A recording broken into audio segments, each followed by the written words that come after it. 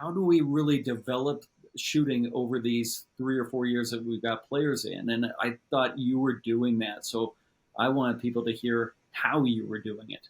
Yeah, it's a really good point. So I think that the two things initially I want to talk about is one, you coming in. We needed a point of difference, really. We're in an 8-school league where half the league can bring kids in on scholarships and other half can't, and we're in the half that can't do it. And we got long, athletic, skinny white kids, and it's like, well, what's our point of difference? How can we compete at the top level? So it's like we just need to be way more skilled and way better decision makers. And the biggest skill, as we all know in basketball, is shooting the ball. So for us, creating an environment where that's our point of difference, that's what we do, that's what we do at the next level. And then really from there, identifying that, bringing guys like you in. And then it was really the biggest thing, and I don't know if you remember doing this, you did a clinic with our coaches one morning. One of those 2 mornings, we brought the coaches in before a session. You did an hour with us, and that really empowered our coaches to have a better understanding about kind of what am I looking at trying to identify when I'm teaching a kid. We all do our individual workouts with kids or in small groups, and it's like, how can I really impact them over the coming 12 months to 24 months and help them become better shooters? But probably the biggest thing you did there, Dave, was developing habits. So when we noticed the difference immediately, the first week after you had left, where in week 1 of the season, we walk into the gym for practice. Every kid is doing ABC shooting or isolation drill or whatever it might be, a variation of which. And that was on every room in the gym. And that was an immediate difference. I forgot about the coaches clinic, which I'm really glad we did, to kind of set the stage for how the player clinic was going to work. And then what I think we did a really smart and good job of is spending the first part of that first session with the players identifying what each player was going to be working on. The drills would be the same, but what each guy was focused on within the drill made it an individual drill for them. And I think that's the kind of secret sauce that some people are missing. And I think you guys did an unbelievable job of just staying focused on that thing over the course of the next year. For us as coaches, always we're sort of looking to pick different things from different coaches that we like and agree with and everything. I think a lot of the stuff that Dave was doing was stuff that made sense to me and I was bought in on. And I think I probably speak for most of our coaching staff.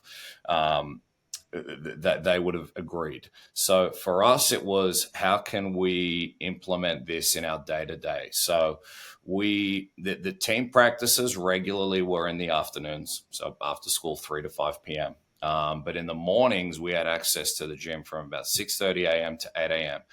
And that's where we really started to hone in on and develop the individual shooting skill. So we would have pretty much every morning, Monday through Friday, throughout the year, where kids could come in and the first 15 minutes was their time. And it's like I said to you guys earlier in the podcast, it was kids were coming in, they were grabbing a basketball. Instead of going to half court and launching half court shots, they literally, and I'm not kidding, it was like from 1 week to the next, an immediate change of now we've got kids doing isolation drill for 5 minutes. Then they're doing their ABC. Then they're doing whatever it might be next, And I even, the hands on shoulders stuff, we had kids doing that. And I'm like, oh my God, what have we done here? But it was great. But how do you entice kids to get into the game that early and in such numbers? I mean, in Canada, we are a hockey-driven nation, although basketball has come a long way in the last, 5, 10, 15 years. But is basketball the number one sport in Australia? I'm sorry, I'm just so floored by that number. It's a really good question. I would say it's a close second to soccer in terms of grassroots stuff. But there's a lot of factors. Everyone now knows the NBA. It's so accessible.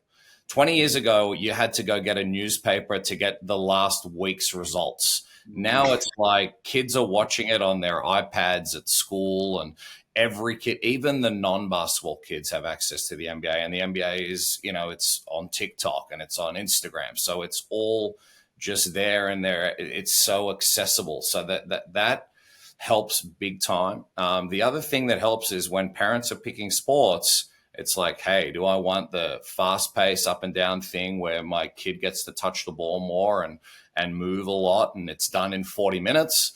Or do I want him to play cricket and sit out on a grass pitch for 6 hours and maybe never touch the ball? What would be the first step that you would take? It's the season ended last week. Yep. What do these people do first, do you think?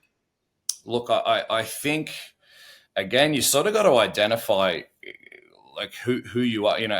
Ours came, me engaging you, I guess, came out of necessity almost. It's like, hey, shooting's important. We're not going to compete in other facets of the game. This is a point of difference for us that's going to be important for us to have success moving forward.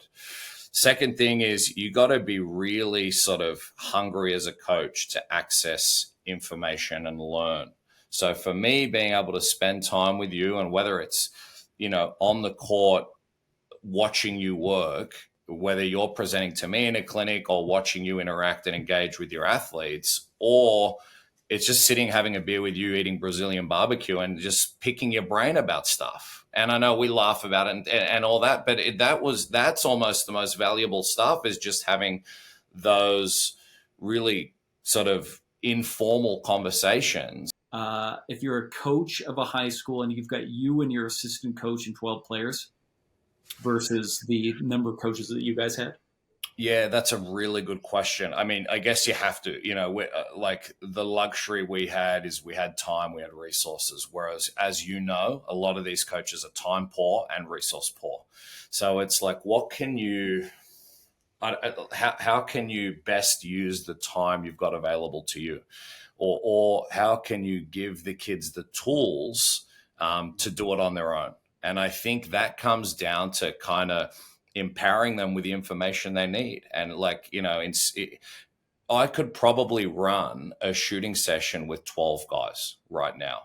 Now, they're not going to get the full-on one-on-one individual attention, but if they've identified what they need to be working on, if I've given them the tools to have an understanding about that, and then we go through, the 5 or 6 drills or whatever it might be that we're doing in the lead up to our practice, I can go around and tweak and give little sound bites and bits of information that when we're required, So I would feel comfortable with that now, but that really only comes from me spending enough time with you, and also getting a really deeper understanding about what am I looking for, and how can I isolate that, or like, I guess, that particular part of the shot, or how can I best communicate that with the athlete.